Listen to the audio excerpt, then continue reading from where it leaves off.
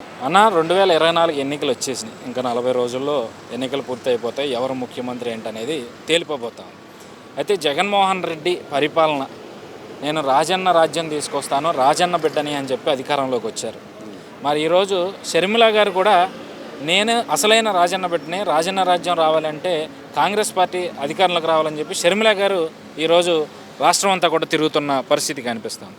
నిజమైన రాజన్న బిడ్డ ఎవరంటారు? రాజన్న రాజ్యం నిజంగా రాష్ట్రంలో ఎప్పుడు వస్తుందంట?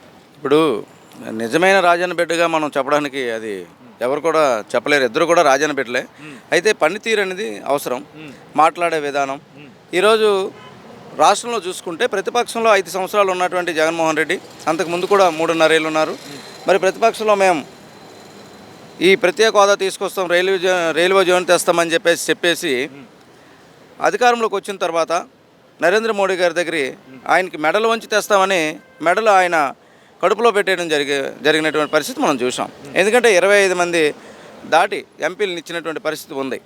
రాజ్యసభ కలుపుకొని 25 మంది ఎంపీలు ఉంటే ఈరోజు కనీసం ఒక మాట ఆడలే.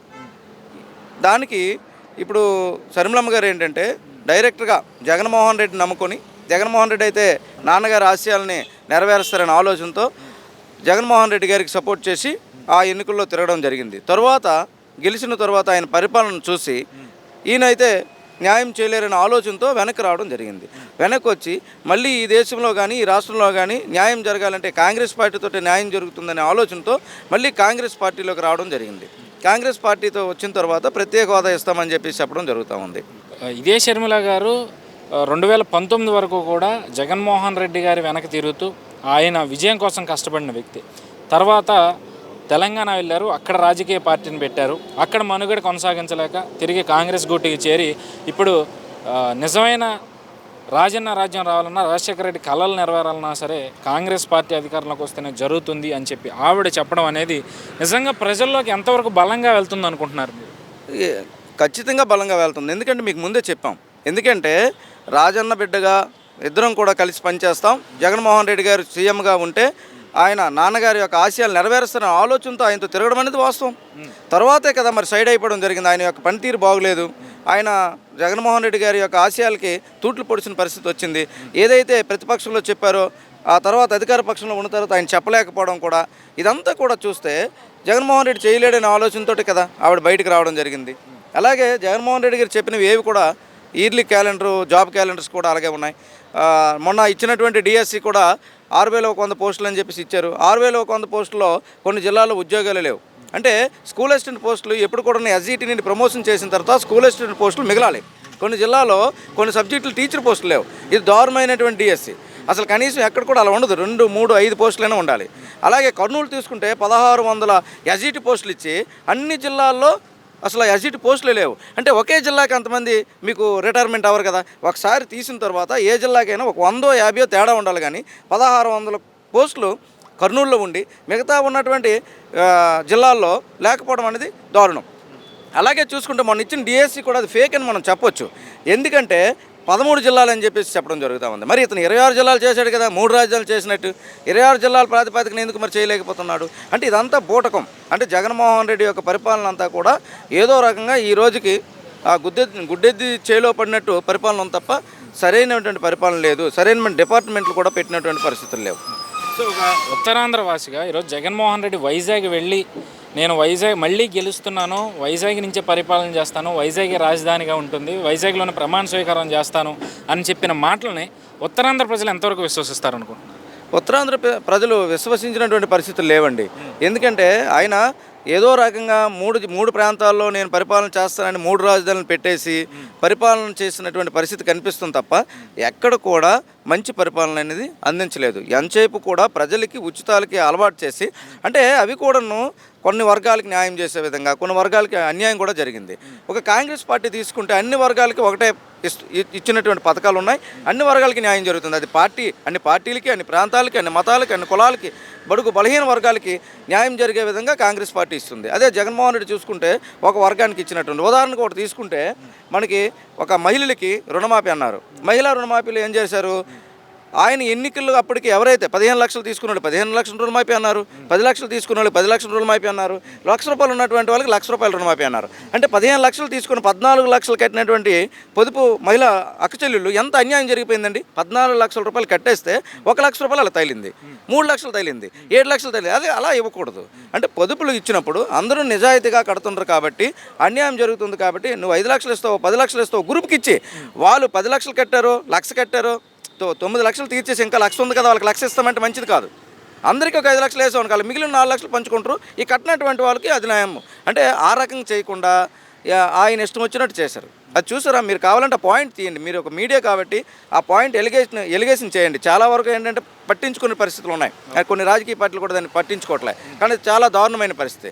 ఎందుకంటే అనేక మంది మహిళలు అప్పులు చేసి కడుతున్నటువంటి పొదుపు డబ్బులకి ఈ ఏవైతే తీసుకున్న లోన్లు ఉన్నాయో కొంతమందికి 15 లక్షలు తగిలిపోయింది. అప్పటికే 4 నెలల్లో పెట్టుకున్నటువంటి ప్రజలకు ఏమైంది? ఆ 15 లక్షలు తగిలింది. అది దారుణం కదా. అటువంటివి కాదు. అంటే పథకాలు ఏవైనా సరే అందరికీ సమపాలనలో ఉండాలి.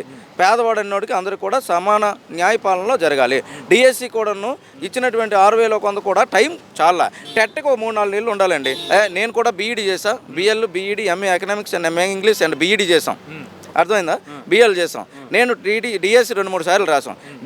డిఎస్ అంటే ఆంధ్ర సివిల్. డిఎస్సి చదవడం అంటే ఒక సివిల్ పోస్ట్ కొట్టినట్టే. అటువంటి పరిస్థితుల్లో ఈరోజు ఇచ్చిన టైం ఎక్కడిది?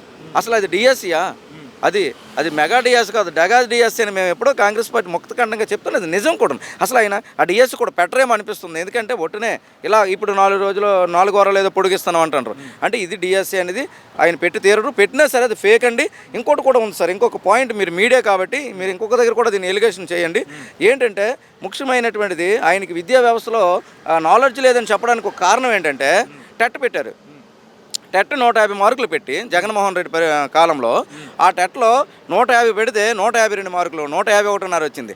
ఎప్పుడైనా టెట్ 150 మార్కులకి ఏ ఎగ్జామ్ పెడితే 140 150కి 150 రావాలి. కానీ 150కి 152 150 అలాంటి మేధావి అటువంటి విద్యావంతులాగా ప్రజలు చెప్పుకుంటున్న పరిస్థితుల్లో ఉన్నటువంటి వ్యక్తిని మనం ఏం చెప్తాం? ఆయనకైతే విద్యారంగంలో కానీ ఏ రంగంలో కానీ పట్టు లేదు. ఆయన పరిపాలించినటువంటి 5 సంవత్సరాలు మనం తీసుకుంటే అన్ని రంగాలు కూడా కూని అయ్యాయి. అంటే వాలంటీర్ వ్యవస్థను తెచ్చాడు. వాలంటీర్ వ్యవస్థ ఎందుకండి? రేపు నేడు పాపం పిల్లకాయలు ఏ గ్రూప్స్కో ఏ సివిల్స్కో లేకపోతే కనీసం ఒక హోంగార్డ్ కానీ లేకపోతే కానిస్టేబుల్ కానీ ప్రిపేర్ అయినటువంటి పిల్లలు తీసుకొచ్చి రాజకీయాల్లోకి నెట్టేసిన పరిస్థితి ఉంది తప్ప వాళ్ళకి రేపన్న రోజు ఏదైనా ఫ్యూచర్ ఉందా? ఫ్యూచర్ ఉన్నటువంటి పరిపాలన ఏదీ లేదు. వ్యవస్థలన్నీ గందరగోళం అయిపోయి ఒక రాజధాని కూడా లేదు, 3 రాజధానులు చెప్తున్నారు. ఇలా ఆయన కోసం చెప్పుకుంటే ఇంకా రోజులు కూడా సరిపోమేమో అనిపిస్తుంది. మీరు అన్నట్టు ఇంత దారుణమైన పరిపాలన ఉన్నా కూడా 175కి 175 నేనే గెలుస్తాను ఏ ధైర్యంతో అంటున్నాడు? అంటే ఒకటి సార్, ఏ వ్యక్తి అయినా ఒక ఎమ్మెల్యేని తీసుకున్నా ఎంపీని తీసుకున్నా ఒక రాజకీయ పార్టీ యొక్క ముఖ్యమంత్రి అభ్యర్థి కానీ ఎంపీ ప్రధాన అభ్యర్థి కానీ ఏమంటారంటే అది రాజకీయంలోని ప్రజలను మభ్యపెట్టాలన్న ఆలోచన కానీ వాళ్ళ మీద వాళ్ళకు ఉన్నటువంటి నమ్మకాన్ని చెప్పడంలో తప్పులేదు. అది రాజకీయ నేపథ్యంలో కూడా మనం చెప్పుకోవచ్చు. కానీ 175 స్థానాలకి 175 స్థానాలు వస్తాయనేది అయితే వాస్తవం కాదు, అది నిజం కాదు. అసలు 175లోని ఆయనకి ఒక 20-25 వస్తే అప్పుడు పరిస్థితి ఏంటి? అంటే ప్రజలైతే మాత్రం ఎడ్యుకేట్ అయ్యారు.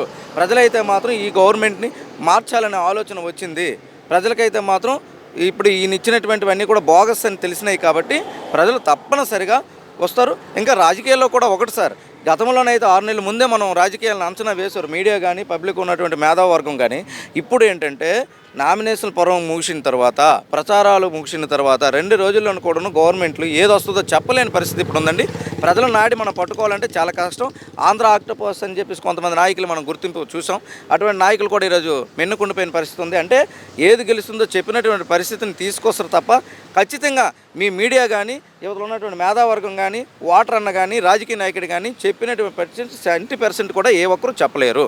ఎందుకంటే ఓటర్ నాడి పట్టుకోవడం చాలా కష్టం. ఓటర్ ఈరోజు మేము ఒక విషయం చెప్తామండి, 2 నెలలు అవుతున్నటువంటి సందర్భంలో శర్మలాకు వచ్చే ముందు మాకు ఎలా ఉండేది? 5,000-10,000 వస్తే చాలు. మేము కంటెస్ట్ చేసినప్పుడు 2,300 ఓట్లు వచ్చాయి. మాకు శ్రీకాకుళం జిల్లా హెచ్ఎల్ నియోజకవర్గంలో 2019లో పోటీ చేసాం. మరి ఇప్పుడు కూడా మళ్ళీ ఆమె యొక్క దయా దాక్షిణ్యాలతో మళ్ళీ మా కష్టాన్ని ఫలించి మాకు టికెట్ వరించిన తర్వాత మేము పోటీ చేస్తాం. అంటే ఒక 10,000 వస్తాయో 20,000 వస్తాయో అనుకున్న పరిస్థితుల్లో ఈరోజు మేడం గారు వచ్చిన తర్వాత మేము గెలుస్తామని నమ్మకం వచ్చింది.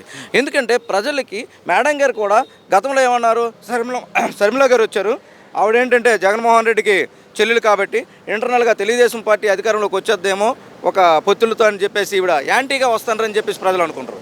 యాంటీగా వస్తున్నారు అంటే ఆయనకి ఇంటర్నల్గా పనిచేస్తారని. అటువంటి పరిస్థితి ఏం లేదు. ఈరోజు జగన్మోహన్ రెడ్డిని కానీ, పవన్ కళ్యాణ్ కానీ, చంద్రబాబు నాయుడు కానీ, ఎవరు నరేంద్ర మోడీని కానీ మొత్తం అన్ని పార్టీలు కూడా తూర్పారపెట్టిన పరిస్థితి మనకు కనిపిస్తుంది కదా. బీజేపీ అంటే ఏంటని చెప్పేసి చెప్పడం జరుగుతూ ఉంది.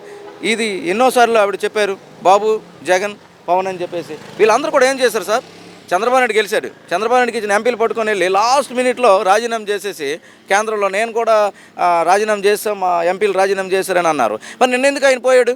మళ్ళీ నరేంద్ర మోడీ దగ్గర ప్రతిపక్ష అప్పుడు ఏదో గొప్పగా చెప్పుకున్న తర్వాత ఎలక్షన్ తరుణంలో ఈసీ నిండో లేకపోతే ఇంకొక ఆయన నిండో ఇబ్బందులు ఉంటాయని వాళ్ళు ఆయన పోయాడు. దత్తపుత్రుడు, అందరికీ దత్తపుత్రుడు అయినటువంటి పవన్ కళ్యాణ్ పోయాడు. మళ్ళీ అదేవిధంగా జగన్మోహన్ రెడ్డి పోయాడు.